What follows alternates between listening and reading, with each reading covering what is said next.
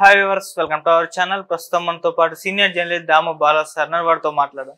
నమస్కారం సార్. జగన్ గారు ఎల్హంకాకు అంటే ప్యాలెస్ కు పారిపోయి అక్కడే ఒక 5-6 నెలలు ఉంటారు, ఇక రారు అని చెప్పేసి ప్రచారం అయితే జరుగుతూ ఉంది సార్. మరి ఈ ప్రచారంలో వాస్తవం ఏముంది, అసలు ఏం జరిగింది సార్? యాక్చువల్గా మనం చూస్తే 2019 నుంచి 24 వరకు చంద్రబాబు కానీ పవన్ కళ్యాణ్ కానీ ఎక్కడ ఉన్నారు? హైదరాబాద్లో ఉన్నారు. సో వాళ్ళు అక్కడేమీ ఇల్లు కట్టుకోలేదు, అక్కడేమీ ఉండలేదు. చంద్రబాబు ఎప్పుడూ ఆ ఇంట్లో రెంట్కి అంతకుముందు ఉన్నాడు తప్ప మళ్ళీ ఏమో ఆయన ఉనింది లేదు, ఆయన నివాసం ఇక్కడే.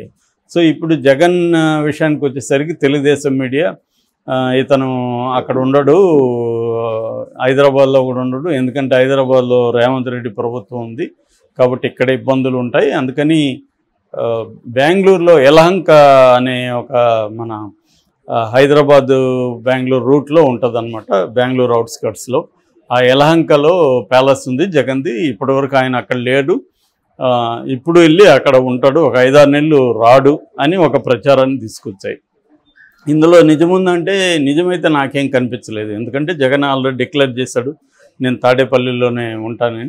సో అక్కడే వాళ్ళ ఇంట్లోనే ఆఫీస్ కూడా ఉండేట్టుగా చేశారు, అంటే అక్కడే ఆఫీస్ కూడా ఆయన పెట్టుకున్నారు ఇంట్లోనే.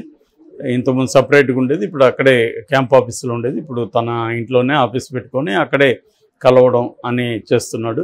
అట్లాగే నేను ఓదార్పు యాత్ర కూడా చేస్తాను త్వరలో. ఎవరెవరు ఎక్కడెక్కడ తెలుగుదేశం దాడుల్లో గాయపడ్డారు, చనిపోయారు, కొంతమంది ఓడిపోయిన దానివల్ల కొంతమంది చనిపోయారు, ఇక్కడంతా నేను తిరుగుతానని చెప్తున్నాడు.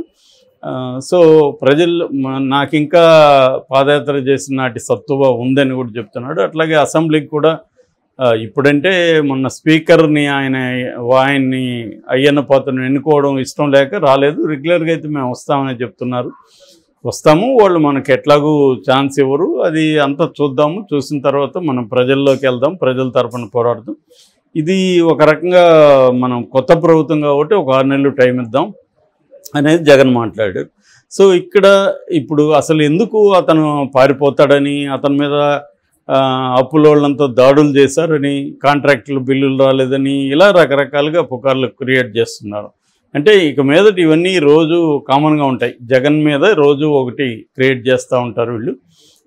నిజానికి అట్లేమీ వీళ్ళు క్రియేట్ చేసినవి ఏమీ జరగలేదు. అయితే విత్ ఇన్ ద వైసీపీ కేడర్లో కానీ లేకపోతే జనరల్గా అబ్జర్వ్ చేసే వాళ్ళల్లో కానీ ఒకటి ఏమి వినిపిస్తుందంటే కంపారిజన్. చంద్రబాబుతో జగన్ ఎప్పుడు కంపేర్ చేస్తూ ఉంటారు, ఎందుకంటే ఉన్నది వాళ్ళిద్దరూ ప్రధానమైన పొలిటికల్ పార్టీ లీడర్స్ కాబట్టి వాళ్ళిద్దరిని కంపేర్ చేస్తుంటారు. కంపేర్ చేస్తున్నప్పుడు ఇదే విధంగా తెలుగుదేశం వైసీపీ ఆఫీసుల మీద దాడులు చేస్తుంది, వాటిని కూలగొడుతుంది. ఆల్రెడీ తాడేపల్లిలో ఆఫీసుని కూలగొట్టింది, విశాఖలో నోటీసులు ఇచ్చింది, కూలగొడతానంటుంది.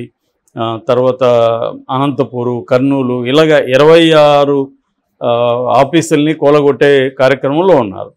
ఇదే మనం కానీ రివర్స్లో ఆలోచిస్తే ఒక్క వేదిక కూలగొడితేనే భయంకరమైన గోల చేయగలిగింది తెలుగుదేశం పార్టీ. కానీ కోర్టులకు వెళ్ళాడు చంద్రబాబు, దాని మీద మొత్తం రాష్ట్ర వ్యాప్తంగా ఆందోళన చేశారు, అవేమీ కనబడలేవు వైసీపీలో. ఊరికే ఒక ప్రకటన ఇచ్చేశాడు జగన్, మిగతా వాళ్ళు కూడా ఏదో ప్రెస్ మీట్లు పెట్టి మాట్లాడుతున్నారు తప్ప దీని మీద ఆందోళన చేయడం కానీ, కోర్టులకి ఈ పార్టీకి స్టేజ్ ఇచ్చి ఉండేవాళ్ళు. చంద్రబాబు అయితే అర్ధరాత్రి స్టేజ్ ఇచ్చేవాడు. నేను చాలాసార్లు కంపేర్ చేస్తూ ఉంటాను చంద్రబాబుని జగన్ని. అంటే సపోర్ట్ సిస్టమ్స్, నువ్వు బలహీనంగా ఉన్నప్పుడు, నువ్వు ఓడిపోయినప్పుడు, నీకు అధికార వ్యవస్థ అండలేనప్పుడు నువ్వు ఎంత స్ట్రాంగ్గా నీ ఎనిమిని లేదా నీ అపోనెంట్ని ఎదుర్కొంటావు అనేది దేని మీద డిపెండ్ అయి ఉంటుందంటే నీకున్న సపోర్ట్ సిస్టమ్స్ మీద డిపెండ్ అయి ఉంటుంది. సపోర్ట్ సిస్టమ్స్లో ఒకటేమో నీ కులము. ఆంధ్రప్రదేశ్లో కులం అనేది బాగా సపోర్ట్ సిస్టమ్. అంటే రేపు వాళ్ళకి డబ్బులు కావాలన్నా లేకపోతే ఇంకొక సర్కిల్ కావాలన్నా వివిధ వ్యవస్థలలో ఉన్న మనుషులైనా కుల ఆధారంగా ఆర్గనైజ్ అవుతారనమాట. సో అది స్ట్రాంగ్గా కమ్మ సామాజిక వర్గానికి స్ట్రాంగ్గా ఉంటుంది రెడ్డితో పోలిస్తే. అందువల్ల చంద్రబాబుకి అది పెద్ద సెట్. వరల్డ్ లెవెల్లో వాళ్ళు ఆంట్రప్రెనర్షిప్ కులం కాబట్టి నేను దాన్ని కూడా ఆల్రెడీ 2-3 వాటిలో ఎక్స్ప్లెయిన్ చేశాను, ఎందుకు కమ్మ బిజినెస్ కమ్యూనిటీగా ఎలా ఎవాల్వ్ అయింది, కమ్మ క్యాపిటలిస్టులు ఎట్లా ఎవాల్వ్ అయ్యారు అనేది Harish Damodaran new capitalist in India బుక్లో డీటెయిల్గా రాశాడు. సో అలాగా కమ్మ సపోర్ట్ ఉంది. రెండవది ఆయనకు మీడియా సపోర్టు. ఈ చంద్రబాబుకున్న మీడియా సపోర్టు దేశంలో ఏ ముఖ్యమంత్రికి కూడా ఉండదు. ఆయన అధికారంలో లేకపోయినా, అధికారంలో ఉన్నా ఆ మీడియా సపోర్ట్ చాలా స్ట్రాంగ్గా ఉంటుంది. మూడవది వ్యవస్థలలో తన మనుషులు. అది కూడా చంద్రబాబు విజన్కి నిదర్శనం. అది ఆయన విజనరీ అంటారు కదా, ఆయన విజనరీ అనేది ఈ సపోర్ట్ సిస్టమ్స్ని ఎస్టాబ్లిష్ చేసుకోవడంలో లాంగ్ టర్మ్ ఆ విజనరీ అనేది తెలుస్తుంది.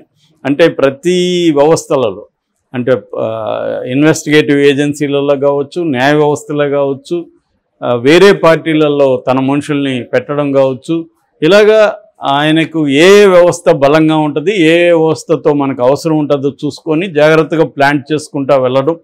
వాళ్ళల్లో కూడా మ్యాక్సిమం తన కమ్మ సామాజిక వర్గాలను పెట్టడం. ఎందుకంటే ఏదో ఒక ఫీలింగ్ అనేది, ఎమోషనల్ బాండ్ అనేది అవసరం. ఓన్లీ డబ్బులతోనే పనులు కావు. డబ్బులతో పనులు అయితే జగన్ కూడా డబ్బులతో పనులు చేసుకోగలడు, అది సరిపోదు.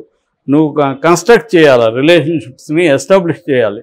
అది చంద్రబాబు బ్రహ్మాండంగా ఎప్పటి నుంచో చేసుకున్నాడు. ఆయనకి 45 ఏళ్ళ అనుభవం, ఎప్పటి నుంచో చేసుకుంటూ వస్తున్నాడు. కాబట్టి ఈ 3 వ్యవస్థలు ఆయనకున్నాయి. ఇది కాకుండా పార్టీ నిర్మాణంలో కూడా మళ్ళీ లీగల్ సెల్ కావచ్చు, మహిళా ఇది కావచ్చు, వివిధ వింగ్స్ అనేవి చంద్రబాబు చాలా స్ట్రాంగ్గా చేశాడు. రెండోది వాళ్ళకి ఇంపార్టెన్స్ ఇచ్చాడు.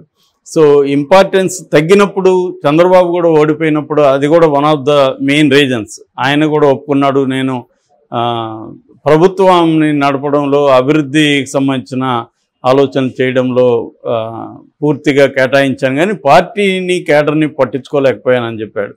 ఆ తర్వాత రెక్టిఫై చేసుకున్నాడు. ఇప్పుడు కూడా మొన్న అధికారంలోకి రాగానే నేను ఈసారి బ్యూరోక్రాటిక్ పరిపాలన ఉండదు, నాది పొలిటికల్ పరిపాలన ఉంటుంది, మీకు ఇంపార్టెన్స్ ఇస్తాను, నేను ఎంత బిజీగా ఉన్న ఎమ్మెల్యేలు ఎంపీలతో ఇతర నాయకులతో మాట్లాడతానని చంద్రబాబు చెప్పాడు. అంత ఇంపార్టెన్స్ ఇస్తారు వాళ్ళు. ఒక లీగల్ సెల్ కూడా చంద్రబాబు చాలా స్ట్రాంగ్గా ఉంటుంది. మనం చూసాం, ఆయన అరెస్ట్ అయినప్పుడు మొత్తం దేశవ్యాప్తంగా ఉండే టాప్ అడ్వకేట్లు అంతా కదిలొచ్చారు. ప్రత్యేక ఫ్లైట్లు, దాదాపు 150 మంది అడ్వకేట్లు ఆయనకు పనిచేస్తారు అవిశ్రాంతంగా. సో ఇటువంటి సిస్టమ్స్, అంటే పార్టీ, కులము, తర్వాత మీడియా, తర్వాత వివిధ వ్యవస్థలో తన మనుషులు, ఈ 4 సపోర్ట్ సిస్టమ్స్ అనేవి చంద్రబాబు బలంగా ఉండడం వల్లే ప్రతిపక్షంలో ఉన్నా కూడా జగన్ని ముప్పు తిప్పలు పెట్టగలిగాడు. ఫస్ట్ 2 ఏళ్ళు అసలు ఫంక్షన్ కానికుండా చూసుకోగలిగాడు.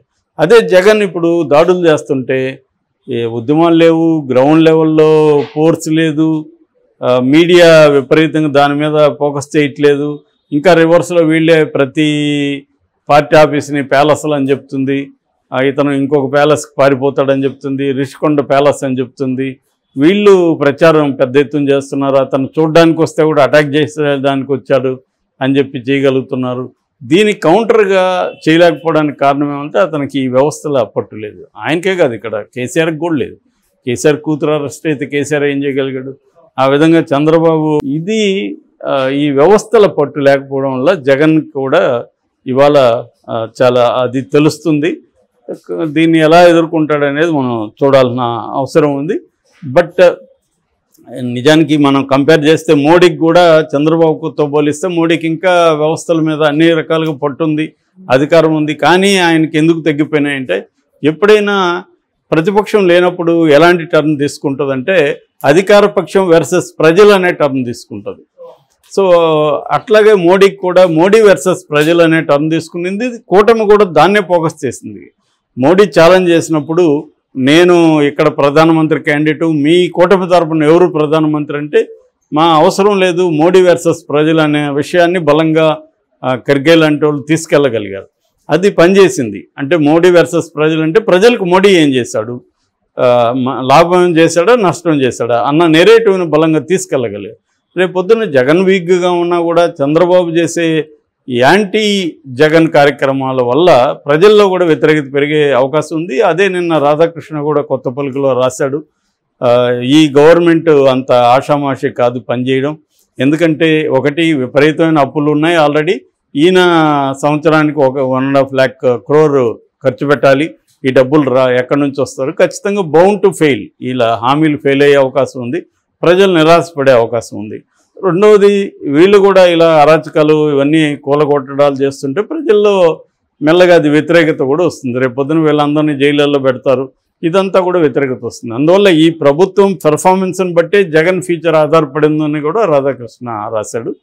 సో మరి ఏం జరుగుతుందని చూడాలి. Okay sir, thank you so much.